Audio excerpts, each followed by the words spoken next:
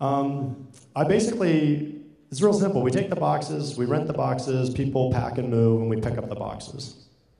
It's part of a new paradigm shift in the economy called collaborative consumption. So I take the trash, I make a product, and it's used 400 times. And then I grind it up and make another box. The courage of a conviction is really the backbone of most entrepreneurs that I've met, is that they have some type of deep-seated belief that they can do it. And that's the difference between somebody who says, you can't do that. An entrepreneur hears, well, I can, you can't. So they are the little choo-choo train that says, I can, I can, I can. So we were the Small Business Award winner of the state of California last year. We won the coveted Gila Award, and now we've actually won this Pearl Award. And what's cool is that it shows that if you have conviction and you have drive and you have work ethic and you have a really good idea and you use bathroom symbols to promote it, you'll be successful. If anybody's a Pacquiao fan, you know he smoked that guy a couple nights ago. I've been basically really fighting with everybody to get this concept to market. And it's after 6 years that people really say, wow, this guy's really determined. I have taken some lumps and I've taken some black eyes, but at the end of the day, my hands are always up, and I'm ready for the next challenge. And so we've been fighting the good fight for 6 years now. And as you can see, with some of the other entrepreneurs talking about a fan base, you know, we've got a lot of awards, we've got a lot of live web links, but the number one thing that you can look at our company is we're a 5-star service provider on Yelp.com 5 years in a row. We are the highest rated service in Orange County, period. So if we have an opportunity to give somebody a 4-star service experience, I will not take the order. It doesn't make sense to give somebody less than 100% if they've worked 100% to get the money to use your service. So one big successful thing about Rent a Green Box is that we've created the concept, we built the industry, we lead it, as well as we share our success with our customers, with our friends, and with the industry, the moving industry in whole. My big aha moment was I was packing and moving my home-owned office and spent $800 on cardboard, and 3 days later I was throwing the stuff out. So 6 years ago, Craigslist, I'd tell people, go on Craigslist. They're like, we don't even know who's Craig. I don't have a friend named Craig. No, it's a portal. And you can find my free boxes. They're like, I don't even have a computer. So free recycling Craigslist helped me get rid of most of the boxes, but the remnants I had to take to a recycling center because my trash hauler wanted to charge me $150. I just spent $800, now I have to spend another $150 for another guy to take my trash away. I was pissed. I was like, this is ridiculous. So I loaded it up in my car thinking, I'm gonna recycle it and get $50, and I'm gonna take one of my buddies, Jerry, out for some sushi or shabu-shabu, we're gonna go for some lunch. The recycling center said, your boxes have too much tape. You have to pay us to take them. And I'm like, I'm not paying you to take my boxes. Not doing it. So now I'm getting stubborn. So I went to the next place and they were closed. I went to the next place with a sign that said, you have to take it to the landfill. 4 hours later, I'm pulling out $150 to put my cardboard on the same 40-foot pile of cardboard from other movers. And I thought, this is absolutely unbelievable. It's a tragedy and it's wrong. Anybody who's been to a landfill knows the impact that the landfill will make. It was a total awakening that I just killed a bunch of trees to move my stuff down the street to then impact a landfill. And at that time, I saw these bleach bottles. That's the original picture. I saw all of this stuff under your kitchen sink and in your laundry room, and I thought, why don't we just take this plastic bottle and make a cool plastic box? As a product designer, I'm always thinking cool. You know, is it cool or not? Is it cool or not? So what I did was, I took this stuff, and I'm having Vietnamese noodles, and I have the original menu where I doodled on it, and I just drew some boxes and a dolly, and I just said, I'm gonna rent boxes for, looked to the guy to the right, and I said, how much do you pay for a cardboard moving box? He goes, I pay $1. Price is set, $1 a box a week. My business plan is to take plastic trash, make a box, that's cool, and rent it for $1 a box a week. That's my business plan. That's it. So my first aha moment was making this box. Well, the second one, 6 years later, we make and rent boxes for people who hate moving.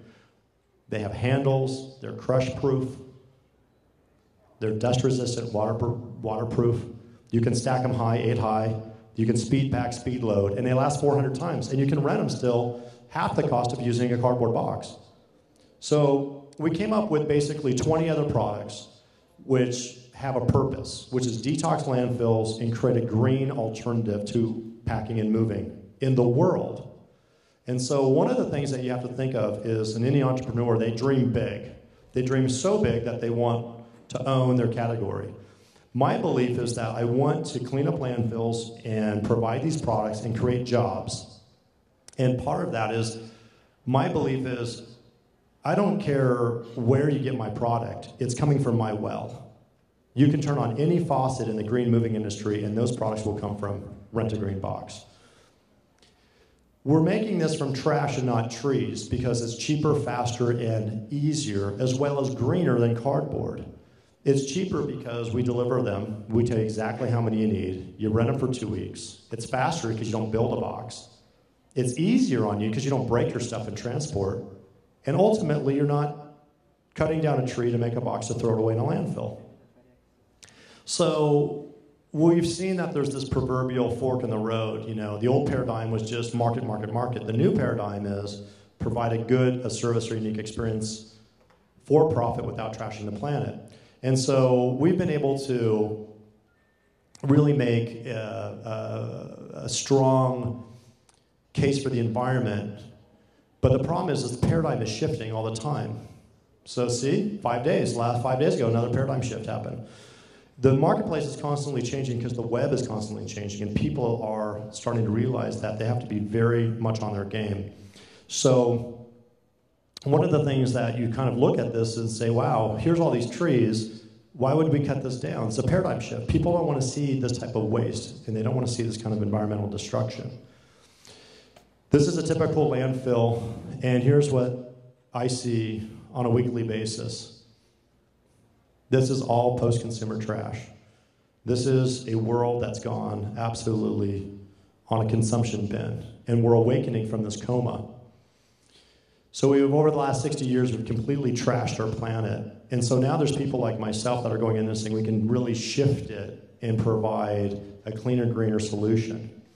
And so we're detoxing our landfills, and we're doing it in such a novel way where people resonate with what we do. And the reason we do this is you want to see your future, your legacy, grow up without these toxins and without health concerns. And so this picture of this gas mask, to me, was one of the first ad campaigns that we did for Rent a Green Box. I think we got sued on this one, too. I know we did, in fact. So, and I fought this one because I think this is a good picture. I like the baby. It's a cute baby, right? The dad's very concerned. The gas mask thing doesn't bug me because I'm in one in a landfill because that's what it takes to survive in a toxic environment. And if we don't stop it, we're all going to be in it. Okay, so we all know that change is going to happen. It's just not going to come from these vending machines. Change is going to happen because we have the ability to evolve. You know, the Stone Age didn't end because we ran out of stones. We evolved. We have the ability. The key word of this presentation is ability. You can either have disposability or sustainability. Either way, you're able to make a choice. And ultimately, the choice is a cerebral one.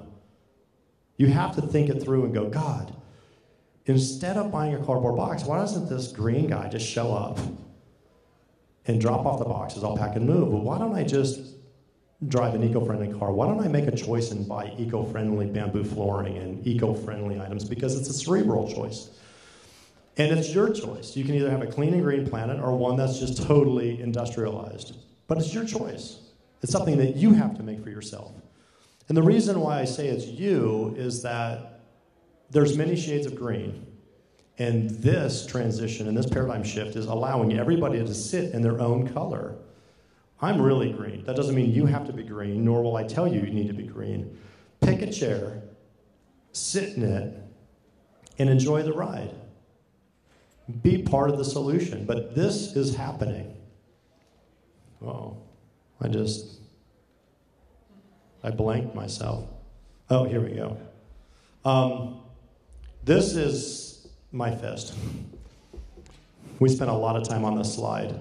The consumer is punching back to corporations saying, make a change. I want to buy green. I want to do something outside of just consume. I want to consume with a purpose. Every single industry is being affected by green. There's not an industry that you can think of that's not thinking green. But we need the tools to make the change. And the tools have to be green. And with green tools and changes and work ethic, you have this Edison green light bulb with the dollar signs. There's a lot of money to be made in this industry. And so Rent-A-Green Box is now in the process of franchising in January. And we've identified 800 markets in the US, which means that green is just not in San Francisco and LA and New York. It's actually nationwide. It's worldwide. And so I always think, people say, well, what kind of business are you in? I'm ultimately in the tree saving business because without trees that make oxygen, we're no different than a fish out of water.